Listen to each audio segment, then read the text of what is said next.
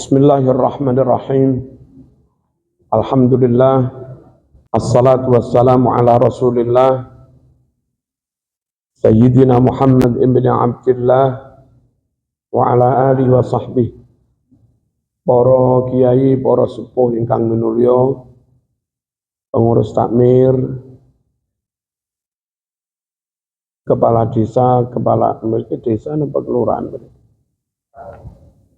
menawi rawuh Pak RW ingkang minulya, hadirin hadirat para jamaah rahimakumullah. Langsung mawon dalam badhe ngaturaken tentang sesuatu yang kadang di lingkungan perumahan masih simpang siur, yang kadang-kadang jamaah menjadi bingung. Nggih menika tentang apa benar bahwa orang itu hanya mendapat pahala dari amalnya sendiri, lalu tidak boleh meniatkan amal untuk orang lain. Bahasa kasarnya enggak ada transfer pahala dalam Islam. Sampai malah enggak boleh mendoakan orang lain yang sudah mati. Para jamaah rahimakumullah, yang pertama, asli dalam ajaran Islam, kalau ada sesama muslim mati, kita yang hidup disyariatkan mensolati jenazahnya. Tentu sholat jenazah itu dari niatnya saja sudah kelihatan sekali bahwa itu kita lakukan tidak untuk diri kita, tapi untuk yang mati. Niat sholat jenazah itu kalau dilafatkan, usolli ala hadal mayyit, saya niat sholat ini untuk si mayit ini, bukan mensolati diri saya. Nyata dalam ajaran Islam ada kita yang beramal diniatkan untuk orang lain. Sehingga dari sini tentu enggak benar kalau ada orang berpendapat amal dewe-dewe, ganjaran dewe-dewe, ndonga dewe-dewe. Yang kedua, kalau kita sholat pasti membaca tahiyat. Di dalam tahiyat itu ada kalimat mendoakan orang lain. Assalamu alayna wa ala ibadillahis sholihin. Semoga kita selamat, dan keselamatan itu juga semoga dilimpahkan Allah kepada para hamba-hamba yang saleh. Tidak hanya mendoakan dirinya sendiri. Yang ketiga, panjenengan kalau melihat Sahih Bukhari nomor 2563, Rasulullah sallallahu alaihi wasallam disowani seorang laki-laki terus bertanya, wahai Rasulullah, ibu saya telah wafat. Kalau saya mengadakan sedekahan, pahala sedekahan itu kami niatkan buat ibu yang wafat, bolehkah? Apa ibu juga dapat pahala? Pertanyaannya begitu di hadis Bukhari. Nabi menjawab, na'am, boleh, iya.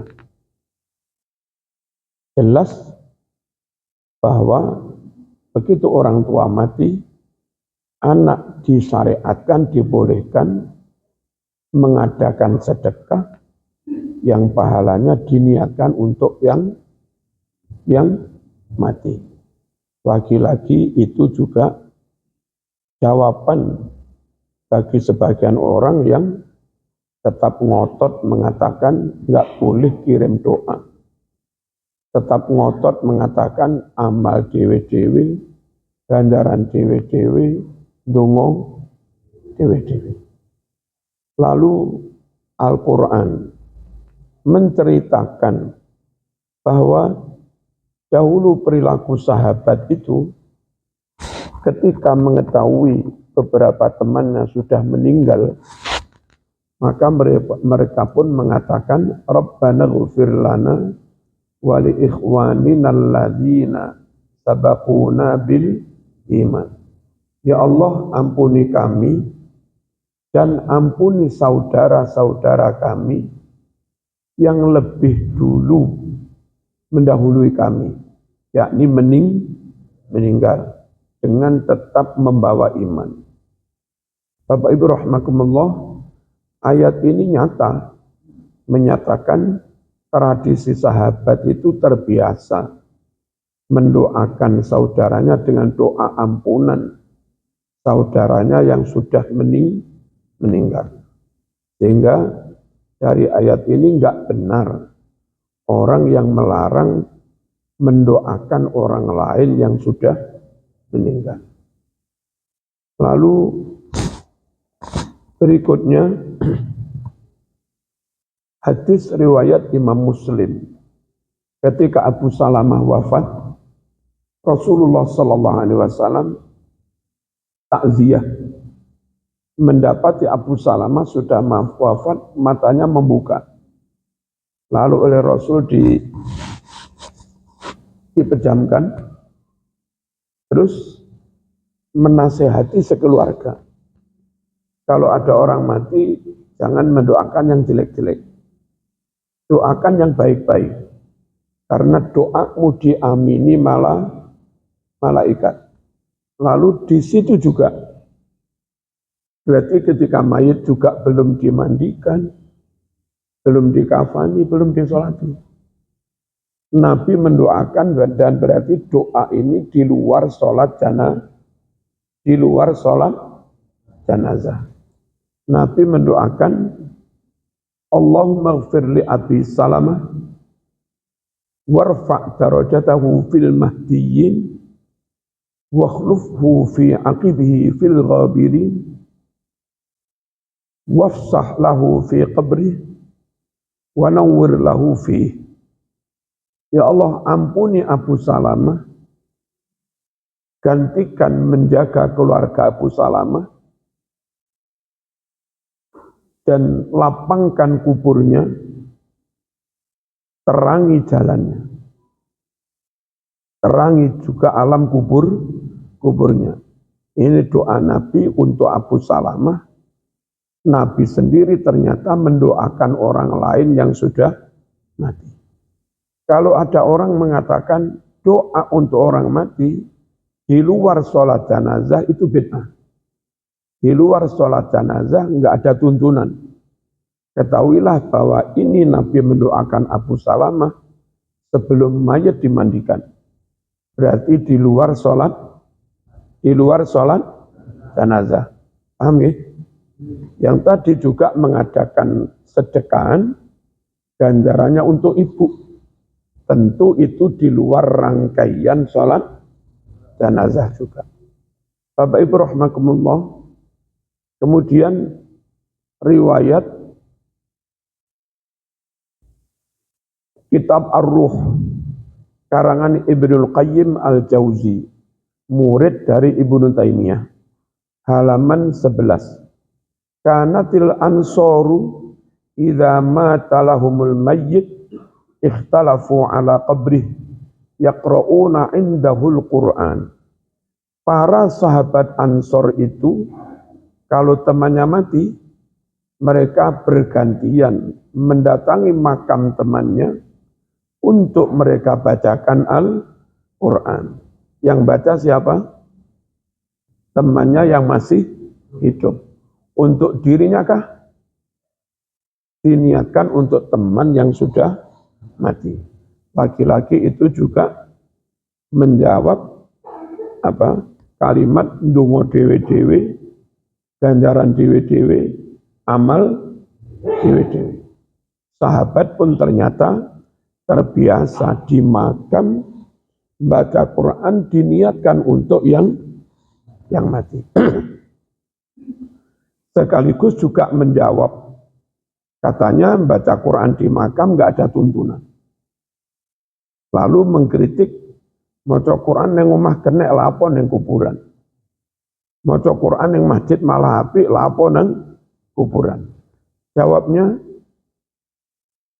selagi kita membaca nggak di WC, selagi membaca nggak di tempat sampah, selagi membaca di tempat yang terhormat, tentu nggak ada larangan. Baca Quran di rumah boleh, baca Quran di kendaraan boleh, baca Quran di pasar juga boleh, baca Quran di kantor juga boleh. Kalau nanya apa ada tuntunan contoh dari Nabi, tentu Nabi nggak pernah baca baca Quran di kendaraan, wong belum ada kendaraan. Nggak pernah Nabi membaca Quran di perusahaan, wong belum ada perusahaan. Kalau nanya ada contoh, sama-sama nggak ada contoh. Hanya kaidah umumnya, baca Quran di mana-mana boleh, asal di tempat yang terhormat. Bapak Ibu rahimakumullah, lalu di Bulughul Maram, bab haji ada, bab puasa ada. Yang bab puasa, barang siapa mati punya tanggungan puasa, maka hendaklah anaknya atau walinya mengqodokkan puasanya. Ketika kita mengqodokkan puasa emak yang mati, yang puasa kita diniatkan untuk emak. Sahur, terus niat, saya niat puasa besok mengqodoi puasanya emak. Puasa Ramadan mengqodoi puasa emak. Yang puasa kita niatnya untuk almarhumah. Itu hadis riwayat Imam Bukhari. Allahumma shalli ala sayyidina Muhammad. Ya Rasulullah, inna ummi matat wa alaiha saumu syahrin. Wahai Rasulullah, ibu saya telah wafat, punya tanggungan puasa 1 bulan. Afa asumu anha, apakah saya boleh mengqodokkan puasanya? Nabi balik bertanya, Ara'aita, bagaimana menurut pendapatmu? Kalau ibumu mati punya tanggungan utang kepada orang, tetangga, siapa? Zaman sebagai anak nyaur apa enggak? Iyalah tak sahur. Fadainullah ahaqqu an yuqdo. Lawang utang yang menusai anak nyaur. Lah masa utang yang pangeran malah gak disahur, kok aneh. Intinya menurut hadis Bukhari ini, disyariatkan anak mengqodokkan puasanya orang tua. Lagi-lagi kita yang puasa ganjarannya untuk orang lain, yakni orang tua. Hadis ini menafikan pendapat amal dewe-dewe, ganjaran dewe-dewe, ndonga dewe-dewe. Apa mana? Ya mesti lek mati dewe-dewe. Mati ngelundung. Lalu tentang haji. Hadis juga riwayat Imam Bukhari juga di Bulughul Maram. Bisa dilihat Bulughul Maram yang bab haji.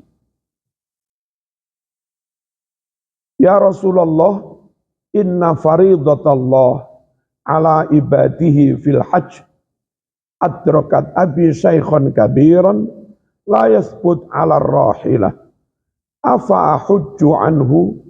Wahai Rasul, saat kewajiban haji, ayat tentang haji turun, saat itu bapak sampun sepuh, nggak mungkin naik unta dari Madinah sampai Makkah berminggu-minggu.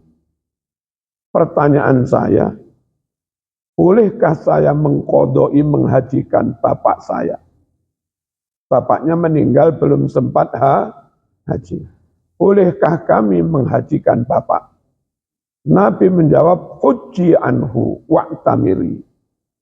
Hajikan bapakmu sekalian umrohkan bapakmu. Pelaksananya anak, tapi diniatkan untuk bapak. Laki-laki bukan amal dewe-dewe, bukan ganjaran dewe-dewe. Bapak Ibu rahimakumullah, lalu hadis Bukhari nomor 5417. Siti Aisyah, istri Rasulullah sallallahu alaihi wasallam, dapat musibah keluarganya meninggal. Banyak sekali kaum perempuan bertakziah. Setelah mayit dimakamkan, ibu-ibu yang takziah bubar pulang. Tinggal sanak famili, tetangga, teman yang belum pulang. Saat itu Aisyah bertanya, lihat panci itu ada apa? Ada talbinah, Bu. Talbinah itu susu supaya nanti kalau direbus manis, diberi kurma, lalu direbus. Lalu kalau sudah mendidih disaring, otomatis susu itu menjadi manis. Itu namanya talbinah. Fatubikhot, lalu direbus. Semaksudnya asarit, lalu ada pembantunya Aisyah yang bikin bubur sarit. Setelah matang, fasub batit talbinatu alaih, susu yang manis tadi dituangkan ke bubur sarit. Siap santap, Aisyah dawuh ke tamu-tamu, kulna ma'syaron nisa, monggo dipun dahar. Sungguh saya dengar Rasul bersabda, at-talbinah mujimmatun li fuadil marid. Daharan begini ini, masak di rumah duka, memberi hidangan daharan kepada tamu juga di rumah duka, tentu diniatkan untuk yang meninggal. Mujimmatun li fuadil marid. Itu bisa melegakan hati orang yang habis kena musibah. Hadis Bukhari 5417. Sekaligus ini menjawab beberapa kalimat dalam sambutan acara takziah. Kadang yang sambutan bilang begini, haram masak di rumah duka, haram makan-makan di rumah duka. Panjenengan boten masak hakmu. Panjenengan enggak memberi makan kepada tamu di rumah duka, hakmu. Tapi kalau zaman mengharamkan enggak bisa. Sebab hadis Bukhari, Aisyah juga masak memberi makan di rumah duka. Kalau zaman bilang enggak ada contoh, enggak bisa. Ini hadis Bukhari yang melakukan istri Rasulullah. Dan Rasul pun juga mengapresiasi. Memberi makan kayak begini bisa membuat lega hati orang yang habis kena musibah. Paham ya? Allahumma shalli ala sayyidina Muhammad. Menanggapi hadis di Bulughul Maram, riwayatul Mudhi dan Abu Dawud, dari sahabat Jarir bin Abdullah al-Bajali. Kunna narol ijtima' ila ahlil mayyit wa san'atat ta'am minan niyahah. Kami para sahabat memandang, berpendapat, acara kumpul-kumpul di rumah duka, bikin-bikin makanan kenduri di rumah duka, itu niyahah, ratapan yang menjadi tradisi jahiliyah. Hadis ini yang sering dipakai dalih atau dalil mengharamkan acara makan-makan di rumah duka. Hadis ini di Bulughul Maram bukan riwayat Imam Bukhari. Kalaupun harus memilih, tentu lebih memilih hadis Bukhari, yakni Aisyah memasak di rumah duka, memberi makan di rumah duka. Anda harus memilih. Dan hadis ini juga enggak perlu dipilih. Karena hadis ini perawinya Imam Ahmad. Imam Ahmad dawuh begini, hadzal hadis la aslalahu. Hadis yang melarang-larang memberi makan, masak di rumah duka. Hadis ini enggak ada dasarnya. Gawe-gawean. Nah, kalimatnya Imam Ahmad bin Hambal bahwa hadis ini enggak ada dasarnya, riwayat ini enggak ada dasarnya, itu ada di syarahnya Bulughul Maram. Hadis itu di Bulughul Maram, lalu ada ulama menulis syarah Bulughul Maram, kitab yang menjelaskan makna hadis Bulughul Maram. Karangan Imam At-Tarifi, juz 1, halaman 42. Di situ Imam Ahmad bin Hambal dawuh bahwa hadis tadi, riwayat itu enggak ada dasarnya. Kesimpulannya kalau ada riwayat begitu, abaikan saja. Masih jauh lebih syar'i, lebih kuat riwayat Imam Bukhari yang Aisyah juga mengadakan masak di rumah duka, memberi makan di rumah duka. Paham ya? Bapak Ibu rahmakumullah, bagaimana kalau acara itu memanjang sampai 7 hari? Syar'ikah? Berarti kalau syar'i ada dalil, atau sekedar tradisi kejawen yang itu pengaruh agama Hindu. Tuduhan bahwa itu pengaruh agama Hindu enggak benar. Di Bali, di kalangan Hindu, enggak ada tradisi selamatan 7 hari. Padahal sana mayoritas Hindu. Di India, saya nanya teman kami Gus Mujab, yang S1, S2, S3 di India semua.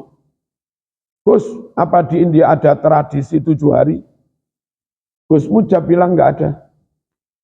Padahal sana pusat Hindu. Tuduhan selamatan 7 hari pengaruh agama Hindu, itu tuduhan yang mengada-ada. Yang benar, itu berdasar pada kitab Ad-Dibaj, syarahnya Sahih Muslim.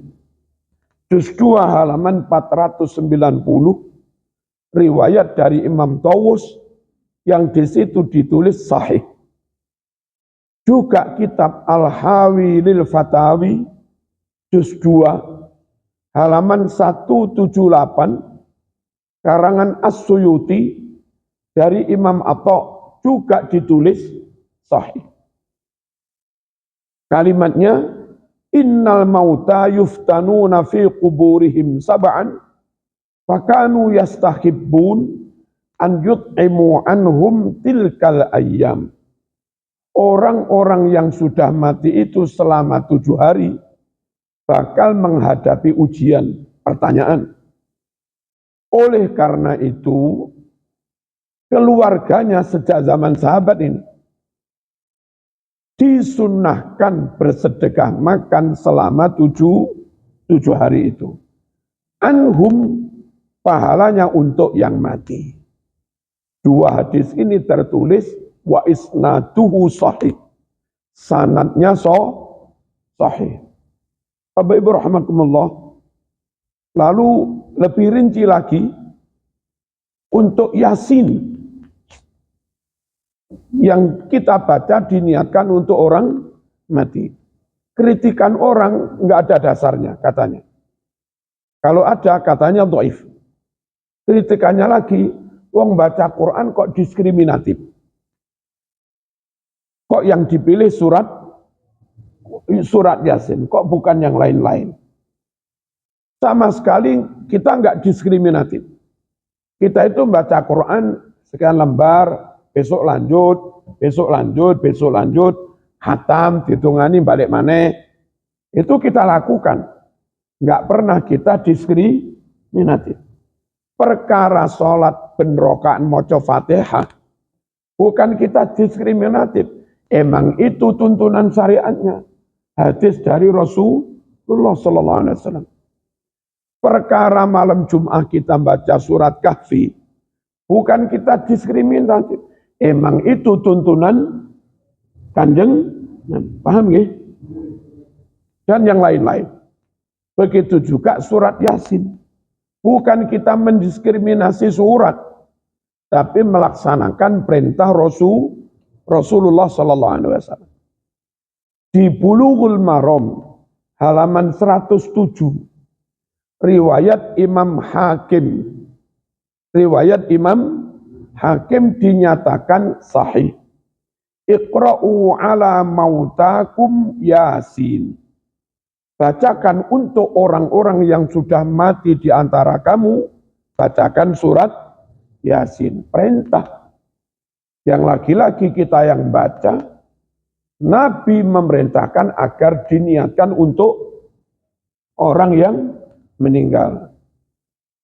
Yang kedua, ini di kitab Ar-Rasail As-Salafiyah, karangan salah satu ulama Wahabi juga Salafi, karangan Muhammad bin Ali bin Muhammad As-Syaukani, halaman 42, yang dia juga mengutip hadis tentang Yasin ini, sama dengan di Bulughul Maram, Iqra'u ala mautakum Yasin, dan dia memberi catatan wa isnaduhu sahih, sanad hadis ini sahih. Bacakan untuk orang-orang yang sudah mati surat Yasin, yang dia menyebut sahih.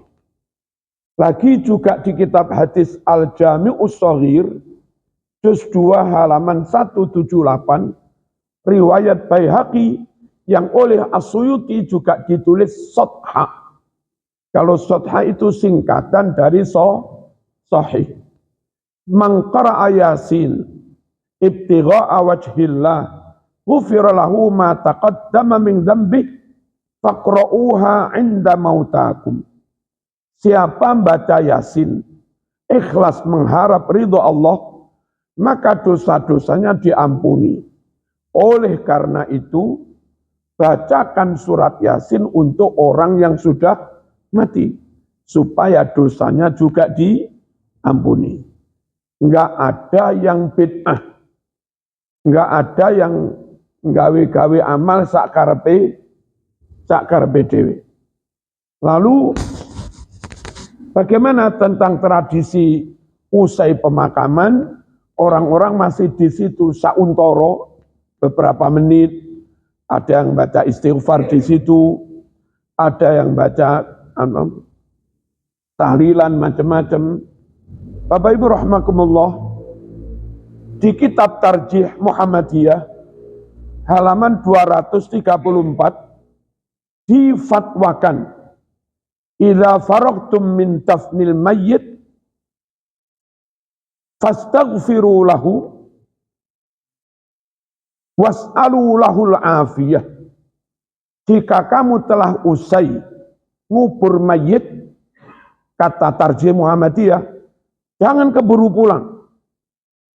Tunggu di situ sejenak, bacakan istighfar, mintakan ampunan, mintakan keselamatan, was'alu lahu bitasbit fa innahul ana yus'al. Mohonkan kepada Allah keteguhan hati, sebab sebentar lagi dia akan ditanyai oleh malaikat mungkar nakir. Dan kita juga melakukan seperti itu di kalangan NU. Setelah pemakaman, sejenak ditunggu, mendoakan mayit. Itu hadisnya ada di kitab Abu Dawud nomor 3221. Yang Nabi takziah menghantar sampai makam, usai pemakaman Nabi dawuh, istaghfiru li akhikum was'alu lahu bitasbit fa innahul ana yus'al. Saudaramu yang baru dikubur ini, bacakan istighfar, mohonkan keselamatan, mohonkan keteguhan. Habis ini dia akan ditanyai. Itu Abu Dawud 3221. Lalu bagi yang kepingin masih dibacakan Qul Huwallah sekian kali, ada kan? Fatihah sekian kali. Itu riwayat Imam Ahmad bin Hanbal ada di kitab Mukhtasar Tadhkiratil Qurtubi halaman 25.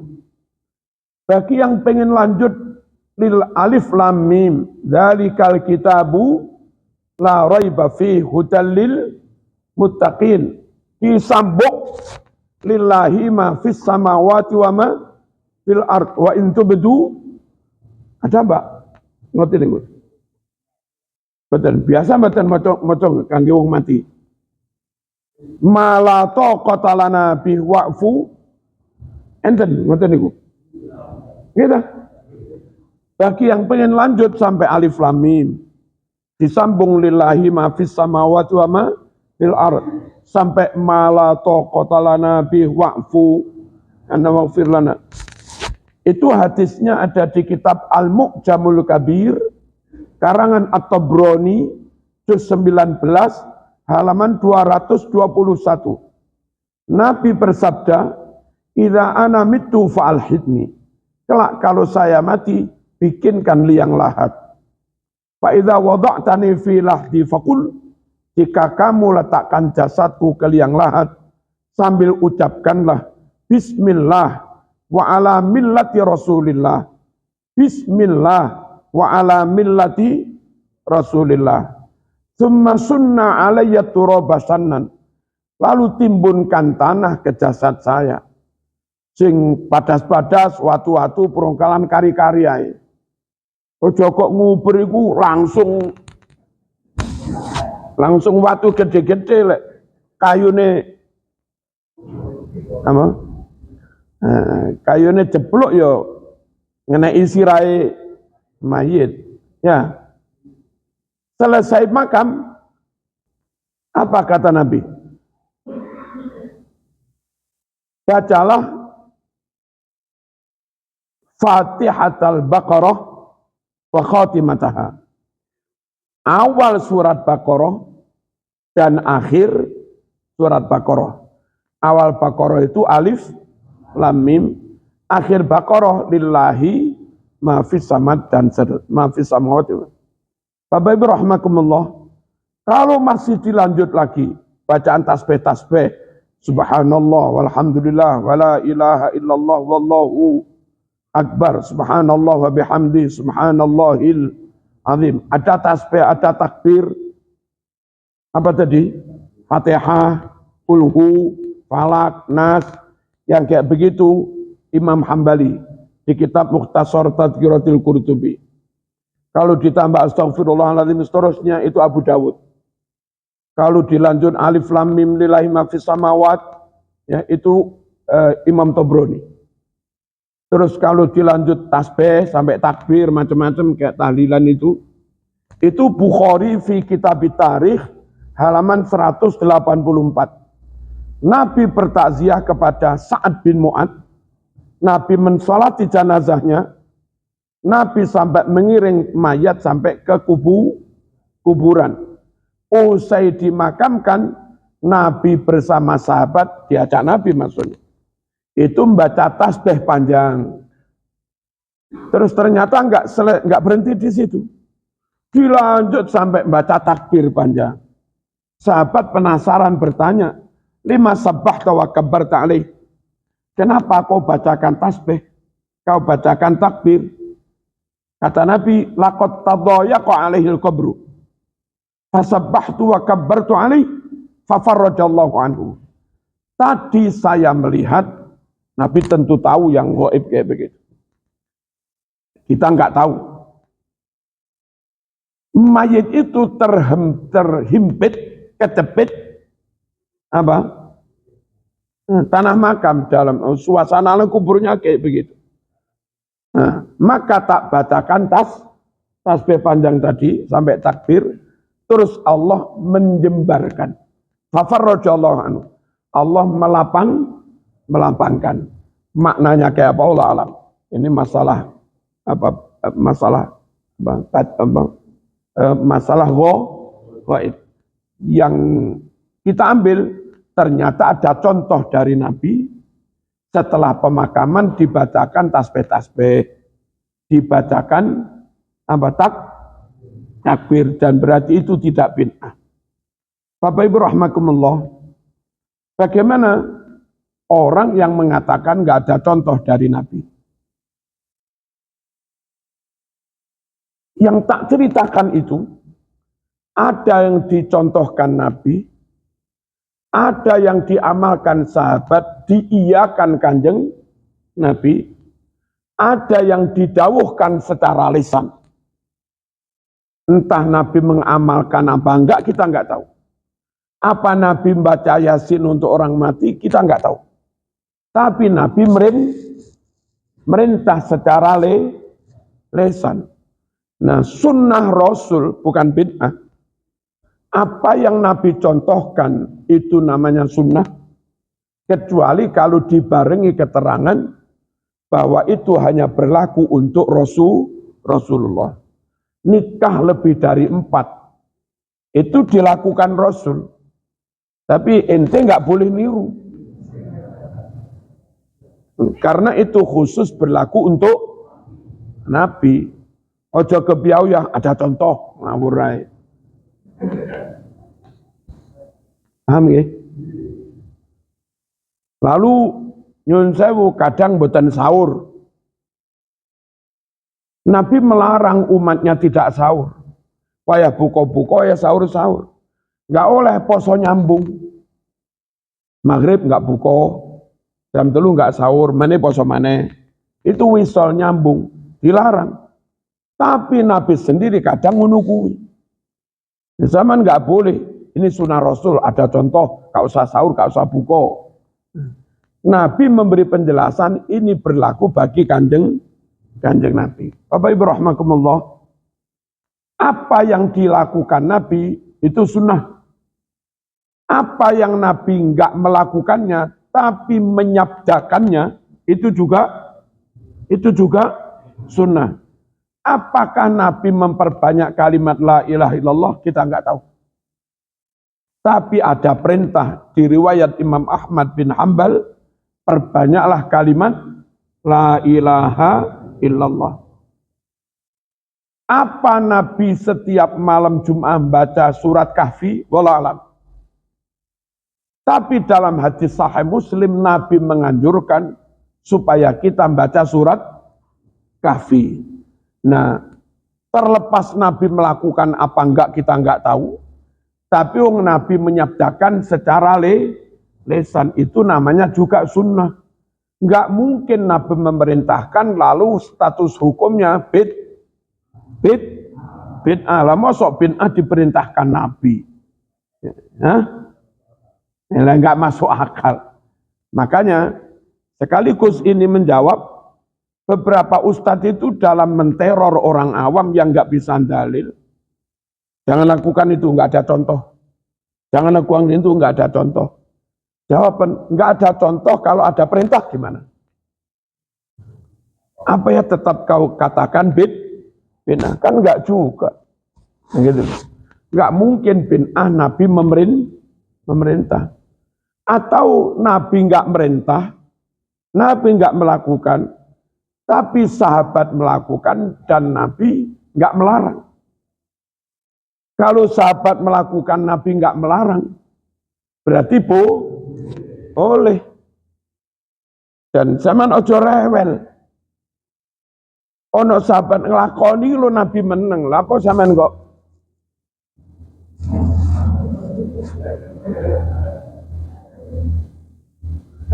kakean. Ya. You yang harus tiru Nabi. Ada sahabat baca Quran di makam yang tadi. Enggak ada riwayat Nabi melarang-larang. Ada mbak-mbak mukul rebana. Hadis Bukhari 4001. Nabi dengar malah menikmatinya. Sami'an Nabi mendengarkan. Bukan malah melarang. Ada Hasan bersair di masjid. Nabi juga enggak melarang. Bahkan Nabi sendiri bersair isinya doa. Atau doa pakai syair. Itu Bukhari 2837. Yang Nabi berdoa pakai syair. Berdoa biasa boleh, berdoa pakai syair juga boleh. Sementara ada orang membingungkan orang awam, iki masjid duduk gereja, kok nyanyi? Kita berdoa dengan syair itu beda dengan nyanyi.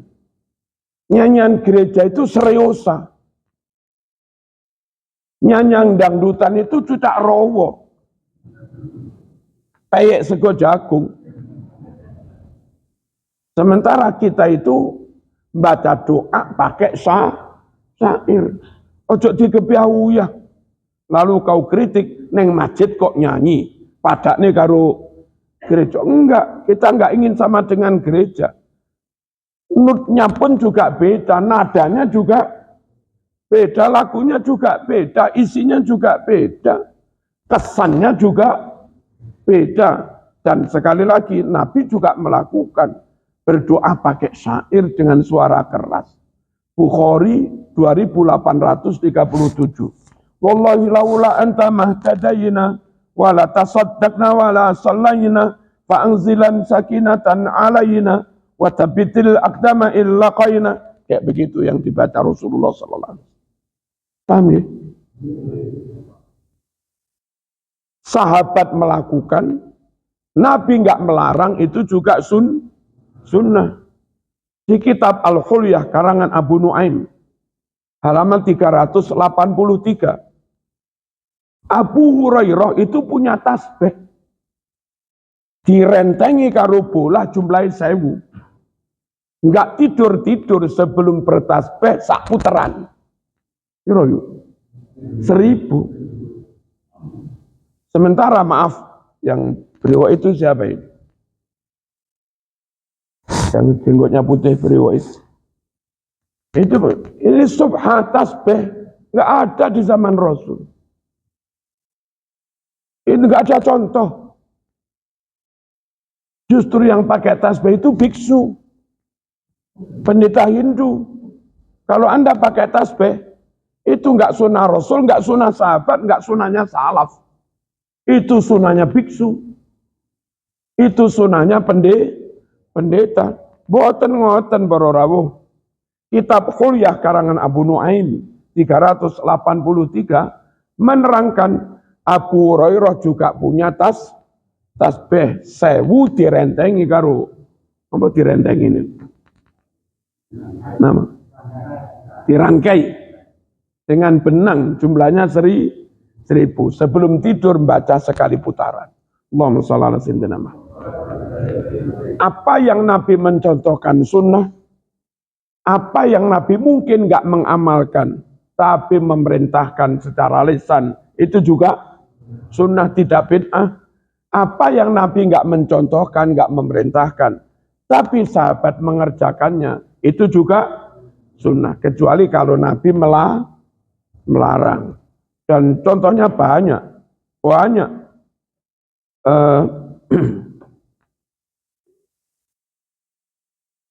Kebiasaan apa tadi? Bersedekah makan sampai 7 hari. Itu kebiasaan sahabat. Tapi juga berdasarkan sabda Nabi tadi, bahwa mayit itu selama 7 hari akan menghadapi ujian, pertanyaan-pertanyaan dari malaikat mungkar nakir. Lalu sahabat gemar mengadakan sedekah sampai 7 hari. Terus apa enggak merepotkan?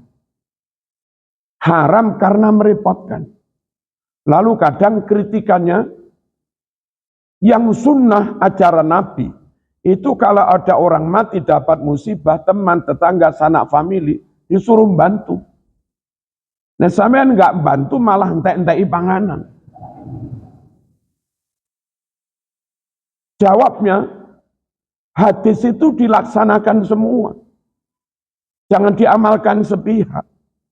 Hadis Ja'far, riwayat Imam Turmudi, Ahmad, Abu Dawud, yang memerintahkan tetangga, sanak famili membantu keluarga Ja'far. Lantaran dapat musibah, enggak sempat masak, bantuan. Tentu hadis itu diamalkan sepenuhnya. Tradisi kita digasek di mana-mana. Begitu ada orang mati tanpa komando, ibu-ibu berdatangan bantu beras, gula, telur, minyak, mie. Apa mana? Nama? Kelopo. Bapak-bapak ngisi kotak. Gitu. Hadis yang merintah supaya kita membantu keluarga duka, itu kita laksanakan sepenuhnya. Dan keluarga duka tentu boleh menerima bantuan dari tetangga, yang tetangga bantu mengamalkan perintah Rasulullah Sallallahu Alaihi Wasallam. Lah si anaknya mayit dibolehkan juga mengamalkan hadis Bukhari tadi, mengadakan sedekahan, niat pahalanya untuk yang mati. Boleh anaknya mengamalkan itu. Wong hadis Bukhari kok. Gitu loh. Enggak ada yang keliru, enggak ada yang bid'ah. Tetangga sanak famili mengamalkan hadis riwayat Ja'far. Anaknya mayit mengadakan sedekahan, mengamalkan riwayat Imam Bukhari. Dan sama-sama boleh menerima. Lalu, apa enggak merepotkan, enggak menyusahkan, enggak memberatkan? Di Ngasek kampung kami, sama sekali tidak merepotkan si tuan rumah. Apa? Rumah duka. Kenapa? Kalau di kami, sing masang terop tonggo. Sing masang tikar, tonggo. Sing duduk kuburan, tonggo. Di kami seperti itu. Beras-beras gula sembarang ya dari tonggo. Sing masak mususi beras, bumbon-bumbon, kabeh ya tonggo. Sing korah-korah ya tonggo. Salah kalau mengharamkan tradisi itu dengan tuduhan merepotkan. Apa memberatkan? Enggak. Yang dimasak urunane tonggo kabeh. Rumah duka enggak sampai dodol warisan. Kalau di kami loh. Enggak tahu kalau di Saujajar. Jangan menuduh haram lalu dalihnya mengada-ada. Memberatkan. Memberatkan apa? Kecuali kalau you bakhil.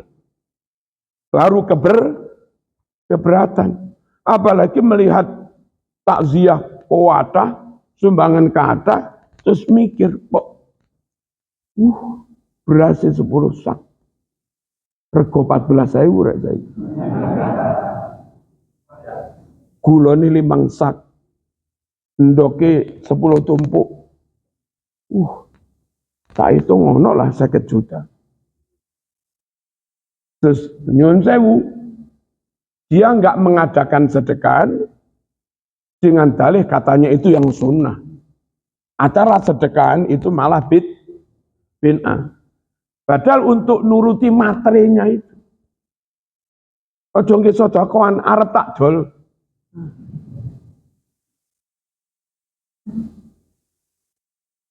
Kita niku melakukan sesuatu itu dengan 2 kategori. Satu syar'i, enggak nabrak syarak. Yang kedua ada kepantasan sosial. Biar enggak jadi rasan-rasan. Enggak jadi fitnah. Tradisi sumbangan tonggo dimasak. Lalu disedekahkan untuk tonggo-tonggo yang mendoakan Bapak Ibu. Itu syar'inya ada, dalilnya sudah tak sampaikan dari tadi. Terus juga pantas menurut tetangga dan lingkungan. Paham betul nih? Lek niku mok del terus mok nggih rabine.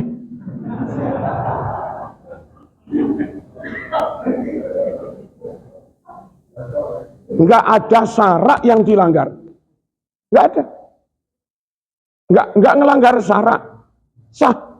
Mboten haram. Rasa selamatan. Arab tak dol tanggi biaya rabi boleh. Cuma enggak pantas menurut apa?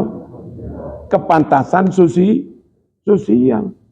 Nah kita niku syar'i tapi enggak pantas. Ojo lah. Mungkin dadi fitnah. Pantas tapi melanggar syarak, ya ojo. dosa. Jadi yo loro yo pantes yo saya mau undang mriki. Terus nyun sewu, kula ndamel topi. Terus kula ndamel celana training. Nggih. Kula ngimami, kula khutbah, ndamel kaos olahraga. Ndamel celana training. Ndamel topi tak walik mburi. Sah mboten? Ada syarat yang saya langgar? Lek kula nglakoni niku ya napa? Nah.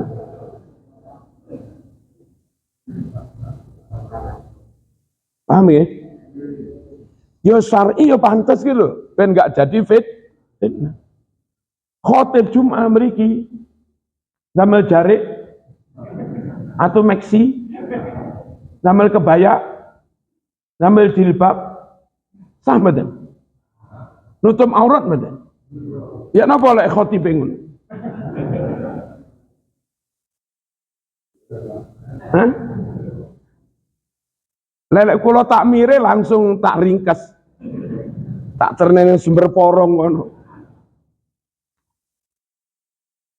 Nah, sedekahan di rumah duka untuk tetangga-tetangga, tamu-tamu itu ya syar'i ya pantas. Lek zaman enggak mengadakan sedekahan, enggak mengadakan selamatan istilah kita. Malah mokdol, syarat enggak kamu langgar. Tapi kepantasan sosial yang kamu terjang. Lelek sama anak kiri dirasani wong akeh, yo kudu trimo. Wong pancen kelakuanmu yo ngono kuwi. Sak karepmu dhewe. Yang terakhir, Bapak Ibu rahimakumullah. Bagaimana ayat wa alaisa lil insani illa ma sa'a? Itu orang-orang itu salah terjemah. Mereka terjemahnya sungguh tidak sampai kepada manusia. Kecuali hanya apa-apa yang dia amalkan sendiri. Nah, berdasar terjemahan itu bukan berdasar ayat loh. Berdasar terjemahan yang terjemah disesuaikan asumsinya. Maka mereka menyimpulkan menghajikan orang tua nggak bisa. Mengkodokkan puasa orang tua nggak bisa. Tradisi kirim doa nggak bisa. Tradisi selamatan sedekah untuk bapak ibu yang mati nggak bisa. Tradisi baca yasin untuk bapak ibu yang mati nggak bisa. Karena melanggar ayat wa alaisa lil insani illa ma sa'a. Kata mereka, tidaklah sampai pada manusia kecuali apa-apa yang dia kerjakan sendiri. Selain yang dikerjakan sendiri percuma, nggak nyampe putus. Nah, nyuwun sewu. Ayat niku terjemahin mboten ngoten niku. Wa alaisa lil insan. Apa maknanya li? Alhamdulillah. Li, apa maknanya? Segala puji li, apa? Milik Allah lah. Ada apa enggak yang menterjemah segala puji sampai kepada Allah? Ada yang terjemah begini. Mboten enten. Alhamdulillah, segala puji milik Allah. Wa alaisa lil insan. Lil insan itu apa maknanya? Milik manusia. Hak bagi manusia. Digandeng dengan laisa, maknanya tidak ada. Terjemahnya sungguh tidak ada bagi manusia. Sungguh tidak ada milik bagi manusia.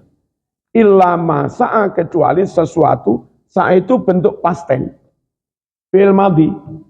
Sudah lewat. Terjemahnya kecuali sesuatu yang telah dia kerjakan. Nek sampean ngelamun tok durung mau lakoni, durung oleh ganjaran. Sampean oleh ganjaran baru lek wis ngelakoni. Ayat ini tentang begini. Menyatakan yu manusia durung oleh ganjaran, lek durung lakoni. Berhak mendapat ganjaran lek wis ngelakoni, makane ngelakonono. Jadi ayat ini enggak menyangkut boleh tidaknya kirim doa. Enggak menyangkut sampai apa tidak sampainya doa. Karena kalimatnya pakai li. Nah teman-teman menerjemahnya, sungguh tidaklah sampai. Kalau kalimatnya tidaklah sampai, Arabnya itu bukan li tapi ila. Wa alaisa ilal insan. Lalu kecuali sesuatu yang dia kerjakan sendiri. Ditambahi kalimat binafsihi. Terjemahan versi mereka itu Arabnya begini. Wa alaisa ilal insan illa masa'ahu binafsihi. Tidaklah sampai kepada manusia kecuali apa-apa yang dia usahakan sendiri. Andai ayatnya munini ngono, lah ya monggo diterjemah seperti itu. Tapi ayatnya gak muni ngono, Mas. Ayatnya muni wa alaisa lil insan illa ma sa'a. Apa tidak ada hak pahala bagi manusia kecuali setelah dia mengerjakannya. Himbauan supaya enggak ngelamun tok, enggak angen-angen tok, enggak ceramah tok, tapi dilakoni gitu loh. Lah kok terus dikontraskan dengan ayat enggak boleh mengistighfarkan orang lain, padahal itu Quran. Enggak boleh mendoakan orang lain. Nah kita itu salam juga saling mendoakan. Halo? Ruqyah juga saling mendoakan. Ustadz tim Ruqyah datang di dekat orang yang sakit, pasien, dia bacakan kalimat-kalimat Quran, berharap dia sembuh. Siapa yang baca? Tim Ruqyah. Untuk dirinya kah? Mboten, diniatkan untuk yang sakit ini.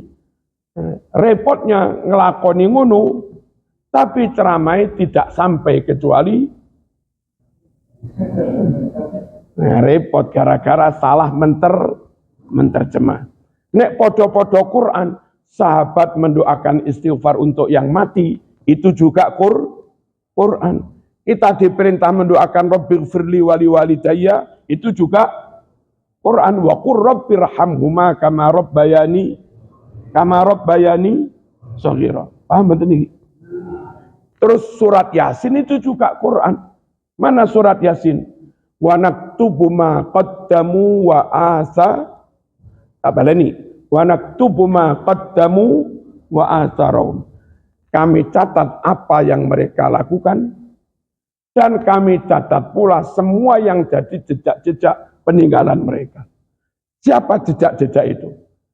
Guru sedo, murid-murid sik salat, sik tahajud, sik ngamal. Maka ketika murid-murid beramal, gurunya dapat. Ini jejak-jejak peninggalan guru murid iso salat ini. Anak cucu saleh solihah, bapak mbak sing mondok nih.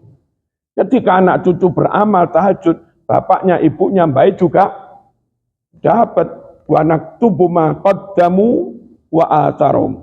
Kami catat apa yang mereka amalkan, kami catat pula segala jejak yang mereka tinggalkan.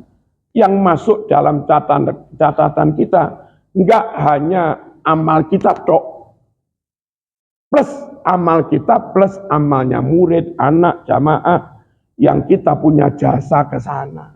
Clear? Clear? Penutup Bapak Ibu rahmatullah. Masih tentang menjawab ceramah amal dewi-dewi, dongo dewi-dewi, ganjaran dewi-dewi. Ya, nyun sewu. Bentar lagi kita zakat fitrah. Dalam syariat kelola zakat fitrah, saya zakat nakar beras. Niat dalam hati zakat untuk diri saya, fardhu lillahi ta'ala. Nakar mana? 3 kilo. Niat zakat untuk istri saya, fardhu lillahi ta'ala. Ya apa enggak? Niat mana? Niat zakat untuk bayi saya yang baru lahir kemarin, fardhu lillahi ta'ala. Yang zakat siapa? Bapaknya. Untuk dirinya tok? Mboten. Dirinya, istrinya, anak-anaknya. Apa ono wong NU, wong Muhammadiyah, wong LDII, wong apa ae ngomong neng areke sik TK, anak TK. Nak amal dhewe-dhewe. Zakat dhewe-dhewe. Ono ta?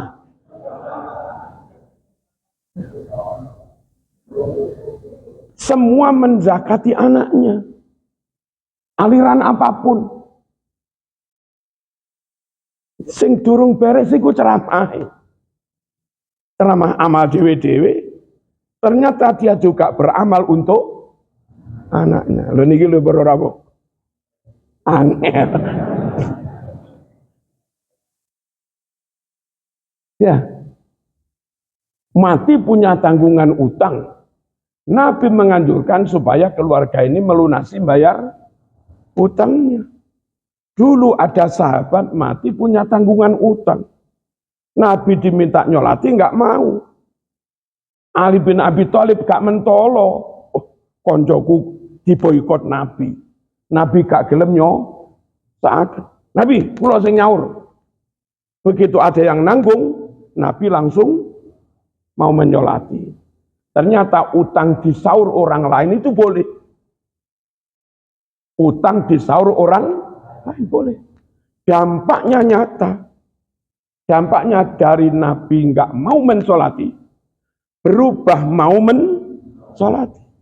Berarti ada gunanya utang disaur orang lain. Kok dadak amal dewe-dewe. Nyaur dewe ya, tapi disaurkan orang lain juga boleh gitu loh. Kula khawatir para rawuh. Keyakinan amal dewe-dewe, ganjaran dewe-dewe iku digawa sampai mati. Yang padang mahsyar yang lain sudah sampai masuk surga. Wong iki sik meneng.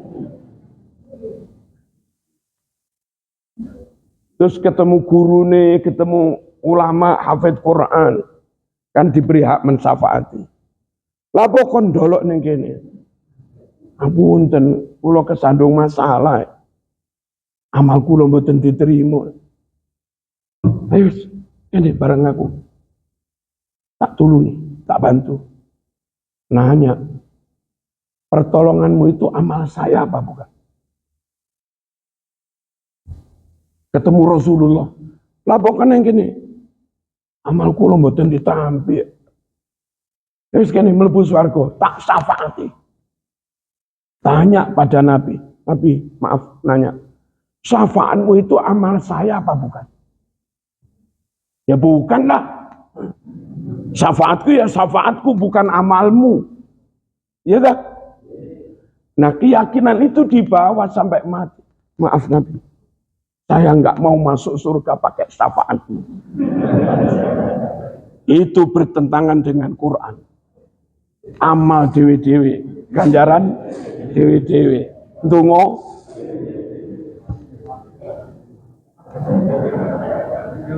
lha kok nggak konyol duwe keyakinan ngene.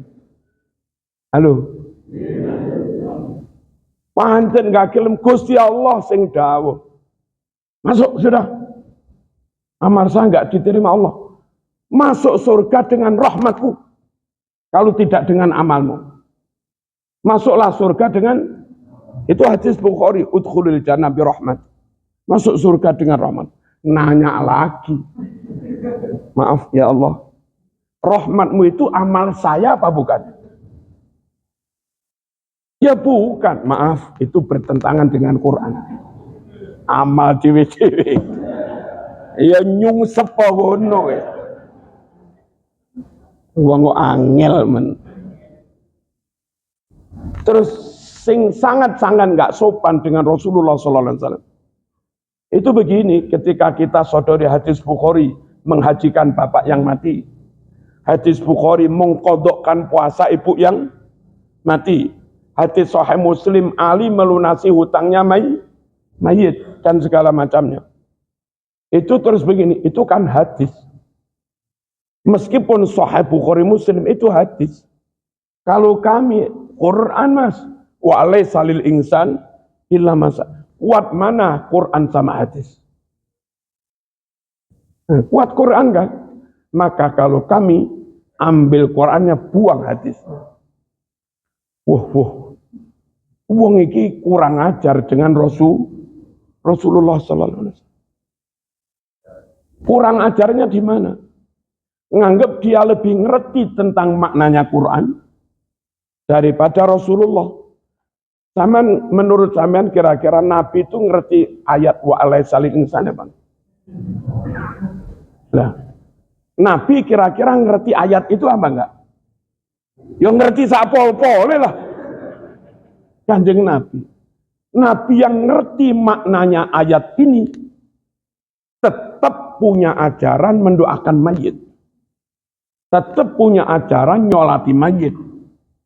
Tetap punya ajaran sedekah untuk mayit. Tetap punya ajaran menghajikan mayit. Mengkodokkan puasa mayit. Padahal Nabi tahu ayat itu. Lalu you merasa tahu ayat itu. Kemudian you punya sikap nggak mau mendoakan mayit. Nggak mau bacakan Quran untuk mayit. Nggak mau sedekah untuk mayit. Nah, pertanyaan saya, kalau ada umat memahami ayat Quran, beda dengan pemahamannya Rasulullah, yang layak dibuang itu pemahamannya Rasulullah kah? Atau pemahamannya sampean? Kan yang kita kesampaikan harusnya pemahaman kita. Pegangi hadis Bukhari Muslim, abaikan dulu pemahaman kita, kan ngoten dah. Lah niki memegangi pemahamannya, berani membuang hadis, dalihnya memegangi ayat Quran. Padahal yang terjadi bukan memegangi ayat Quran, tapi memegangi pemahamannya. Yang terjadi kau pegangi pemahamanmu, kau buang hadis, tapi kau sampaikan kepada umat, megangi Quran, kau buang hadis. Ya, di situ loh kurang ajarnya di situ. Terus tadi bukan berarti nggak megang Quran, karena wa naktubu ma qaddamu wa atharahum itu juga Quran. Rabbana ighfir lana wa li ikhwanina alladzina sabaquna bil, itu juga Quran. Jadi nggak benar kalimat tak pegang ayatnya. Apa jadi?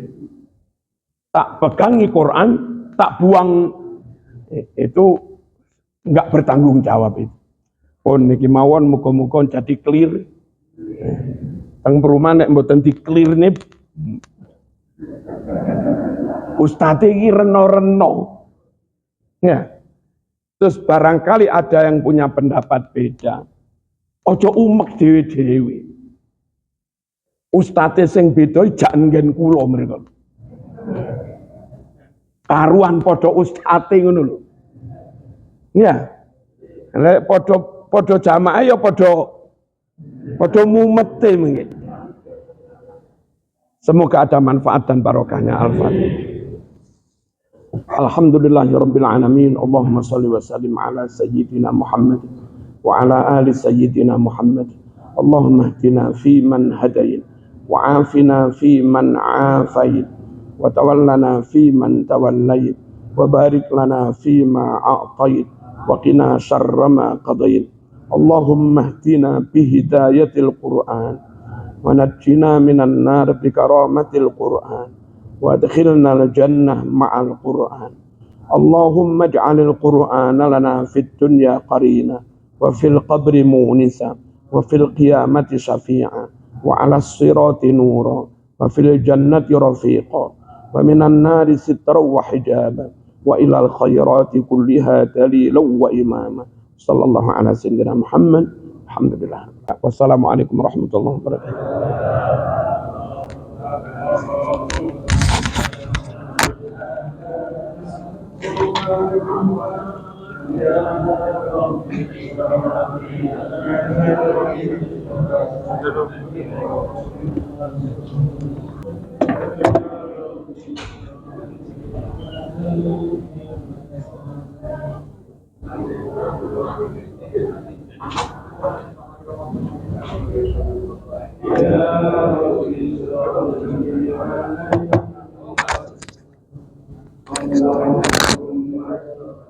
Ya